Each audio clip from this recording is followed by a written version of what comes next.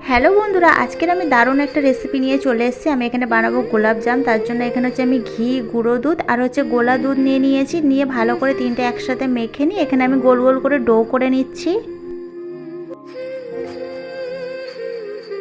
আমি এখানে গোলাপ জামের জন্য সবগুলোকে গোল গোল শেপ দিয়ে নিয়েছি। তারপর হচ্ছে এখানে কড়াইতে তেলে হচ্ছে আমি এগুলোকে ভেজে নেব লাল লাল করে।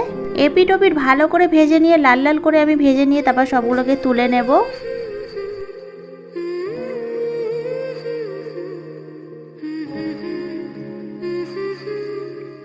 এইদিকে আমার সব গোলাপজামগুলো লাল লাল করে ভাজা হয়ে গেছে, তুলে নিয়েছি। তারপর এইদিকে হচ্ছে শিরা বানানোর জন্য জল দিয়ে দিলাম, 4টে এলাচ আর চিনি দিয়ে দিলাম। এটা ভালো করে ফুটে গেলে তারপর এর মধ্যে সব গোলাপজামগুলো ছেড়ে দিলাম। 5 মিনিট চিনি শিরার মধ্যে রেখে তারপর গোলাপজামগুলোকে তুলে নিয়েছি। তো দেখো আমার এখানে গোলাপজাম রেডি। তো আজকে ভিডিওটা কেমন লাগলো বন্ধুরা অবশ্যই জানিও। যারা ফেসবুক থেকে দেখছো তারা ফলো করে দিও, যারা ইউটিউব থেকে দেখছো তারা সাবস্ক্রাইব করে দিও। টাটা।